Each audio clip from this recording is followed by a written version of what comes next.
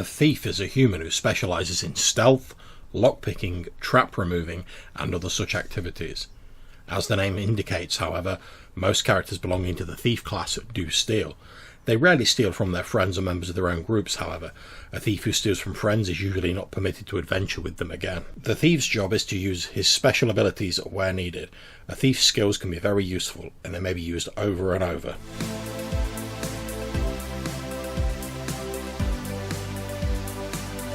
Welcome back to the Red Diaries RPG podcast. I'm your host, John.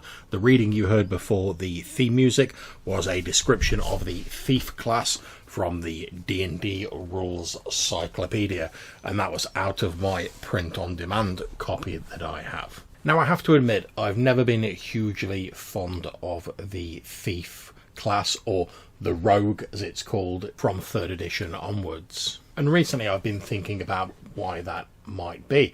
Now, I've always sort of assumed that it was due to the fact that, for me at least, Thieves felt like an attempt to shoehorn a skills system into a game, and I'm talking about earlier versions of D&D here, that wasn't really built to have a skills system. As I'm sure you're aware, Thieves have a smorgasbord of skills, pickpocket, climb walls, stuff like that, most of which is based on a percentile dice roll. You have to roll under whatever percent in the skill you've got. All the skills go up to varying degrees as you level up in the game. However, recently I've been lucky enough to get hold of a few copies of Carcass Crawler, the Old School Essentials zine, and there's a fair few classes in that, so variant classes, that use a similar methodology, having certain skills that are based on a percentage chance. For instance, one of my favourites, the Mage, it's a variant spellcaster where effectively, instead of having a list of spells, you have certain mage skills or magical workings that you can accomplish by rolling under your chance of success on a dice roll. And these are Detect Magic, Open or Close Doors, Rally, countering magical fear effects or cause fear in your enemies, Read Magic, and Suggestion. You can also, once a day, cause your staff to radiate light, going for that sort of Gandalf vibe, but that's not based on a percentile chance. And there's been a few other sort of classes like that as we've gone along. There's a couple coming up in the 3rd edition of Carcass Crawler that I've been lucky enough to see a preview of, where it features the Racers class, Tiefling and Dragonborn, but sort of scaled for Old School Essentials. And pretty much all of the classes that Gavin Norman's produced that use these percentiles of the skills, I've actually really liked, and I found the skills really interesting. So I started thinking, well, if it's not the mere presence of skills that I dislike with Thieves, what is it? And as I started thinking about it more, I think the main difference for me is with these variant classes like the Mage, they have magical skills that generally normal people can't do. So, for instance, the Mage has a certain percentage chance, sort of a 20% chance at level 1, of making a suggestion where they can sort of influence the mind of people. A sort of Jedi mind trick, I suppose, if you want to look at it like that. However, that's not something a normal person can do. Whereas the thief skills, to me, like climbing sheer surfaces, listening for noises, hiding in shadows, sneaking about, stuff like that, have always struck me as things that anyone could have a go at. Now, you might not be particularly good at it, and obviously someone like a master thief who's put all that time and effort into working to hone those skills is going to be far better at it. But it struck me, well, if someone who's not a thief tries that, how do you sort of represent that and give them a chance of doing it without vastly overshadowing the thief class? Because, well, if anyone can just like make an attribute check or something to hide in shadows or whatever, then does the sort of fairly low chance that a thief has of doing it, at lower levels at least, is it actually worth it in the first place? And well, don't get me wrong, if you love playing Thieves, that's absolutely fine. I have no problems with anyone playing them. My good friend Dave is playing one in our Smoke and Snow campaign, Quentin, at the moment, and that's all going absolutely fine. And I think, to be honest, in that game, it's working pretty well, because when they get to a situation where, like, it'd be handy to pick someone's pocket or do something like that, they tend to turn to Quentin as the member of the party who's good at that and say, oh, like, this sounds like a job for your speciality. And, he sort of slots into that niche, and that's all well and good. So I think for me, part of the problem with Thieves is not only that they feel a little bit shoehorned into me. I mean, after all, if I remember correctly, and I'm not a D&D historian, so don't shoot me like D&D old heads, but as far as I remember, the thief wasn't even a class in the original Little Brown books, and it appeared first in the Greyhawk supplement, if I remember correctly, so it sort of got added on afterwards. And the skill system that it uses has always felt like it's just been tacked on afterwards, without giving a lot of thought as to how it fit in and how it worked with the rest of the classes. Now, as I've just said in our Old School Essentials Smoke and Snow campaign, this is working fine because the players tend to respect the sort of niche of each different character class. So if we need someone to do fighting, it's the warriors. We need someone to do a bit of hunting or tracking, it's the barbarian, Brock. We need someone to pick a pocket or two, then Quentin's the man. And I expect that's why it worked pretty well in the original versions of D&D, when, things were a little bit more sort of a dungeon crawl heavy, and nothing wrong with that. I love a dungeon crawl.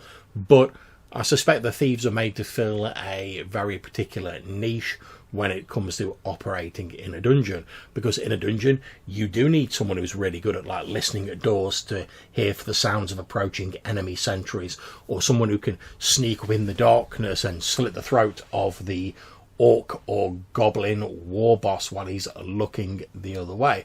That's all very useful stuff.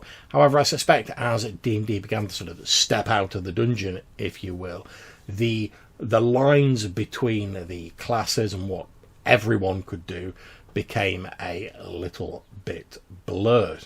Now, one of my favourite games in terms of representing the thief in a way that I found particularly interesting was Castles and Crusades. And in that game, in the D20 style, you pretty much roll a D20, add your attribute bonus to it, and if you beat a difficulty class, you've succeeded.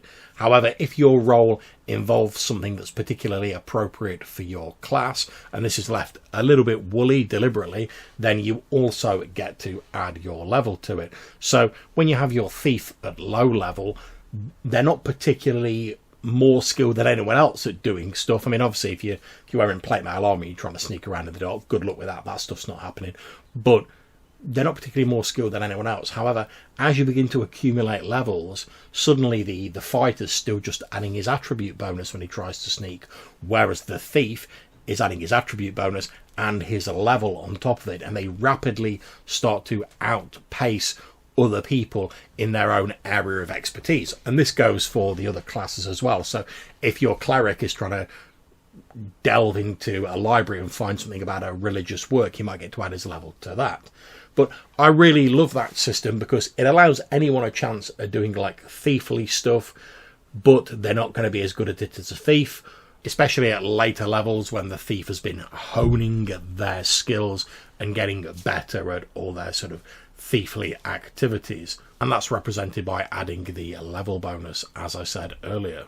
Another game that I think handles this particularly well, somewhat ironically since it doesn't actually have a dedicated thief class, is the OSR game Lamentations of the Flame Princess. And in that game, every character has access to a number of skills which are ranked from 1 to 6 on a 6-sided dice, those being architecture, butchercraft, climb, languages, search, sleight of hand, sneak attack, stealth and tinker. Granted, sneak attack works slightly differently, but it's irrelevant for the purposes of this episode. Now, most people have a default rating of 1 in 6 in all of those skills, and those tend not to change. So your fighter can try picking someone's pocket using sleight of hand, but he's only got a 1 in 6 chance. However, specialists, although they don't have any of their own abilities, they get a number of skill points per level that they can put into these skills to improve them on a dot per point basis. So at level 1, the specialist gains 4 skill points that they can dot around amongst those skills to give themselves a little bit of an edge. And then pretty much at every level after that, they gain an additional 2 skill points. And they can also put points into their sneak attack to boost that up. A specialist can multiply the damage done by a sneak attack by allocating points to the skill. The damage multiplier is normally times 1 for most other characters, i.e. they don't get a sneak attack, but for every point put into the skill by a specialist, the damage multiplier increases by 1. So if you bang all your points into that, you can really ratchet up that damage you're doing, but it's only under very specific circumstances when the opponent is not aware of you. But you also get some small bonuses to hit as well from that, and that's all detailed in it. And again, I think that's a really good way of handling it, because in that game there's a very small set of skills, so it doesn't become overwhelming, and everyone has access to them.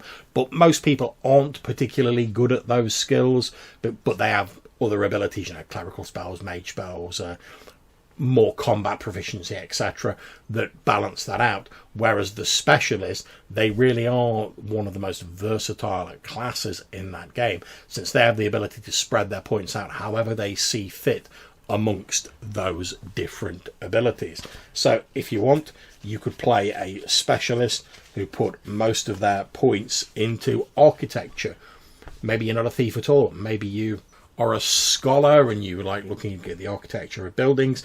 You could ramp them into bushcraft. Maybe you're a wild man who spends his time out foraging and stuff like that. You have a lot of options without adding an awful lot of extra complexity.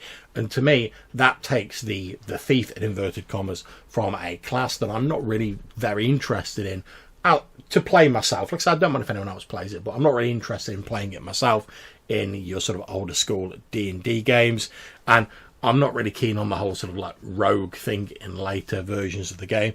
But in Lamentations, it's become one of my favourite classes because it is so versatile, but also I don't have to remember a bucket load of rules. I've just got to remember like which skills I've got at what level, roll a d6, happy days. Also, as I've said earlier, Castles and Crusades, again, another great system for this, since, again, I don't have an awful lot to remember. The worst you'll get is if, like, I, as a player, think that something should fall within my thiefly remit, and the GM does not agree. But if you've got a decent group, you can normally work that out, and it's normally pretty self-explanatory. So, I think, having looked at it, my issue with Thieves is partly that the skill system represents normal skills that people could all have a go at, but it doesn't really take that into account. But also that Thieves in sort of standard OSR games don't tend to be particularly good at those skills until later on. And if those skills are the sort of mainstay of your class, then I think it's probably going to be quite deflating if, you can't really use them to any great degree. Obviously, other classes also get better as they go up in levels, but to me, it doesn't seem the same. Like, if you're a fighter and you miss in a combat, no one's going to really call you on that. It's the luck of the dice. It happens. Whereas I suspect that if you're a thief and you get to that tense moment where, like, oh, we've got to pick this lock to get into the treasure vault of the dragon or whatever, and you fail that roll, then I expect it's going to have more of an impact on the session than a single missed roll.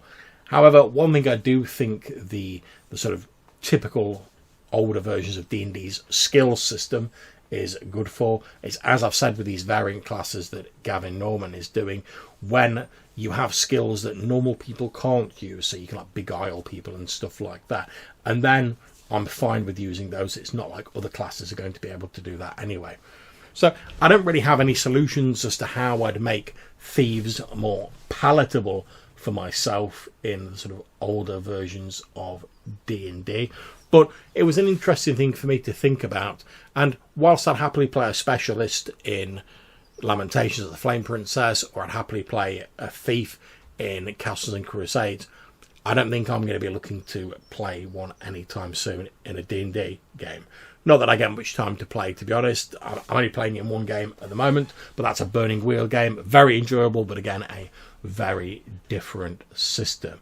So I hope you've enjoyed my short ramble about Thieves and why they're maybe not my favourite class. If you'd like to get in touch, maybe tell me I'm wrong about Thieves, maybe tell me I'm right. Tell me what you think of Thieves. How have you seen them handled in different OSR games? Have you got any articles or blog tips that you can recommend for how I might make them a bit more palatable to myself?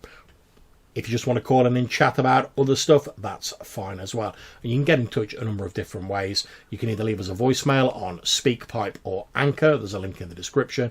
Or you can send us an email to rddrpgpodcast@gmail.com.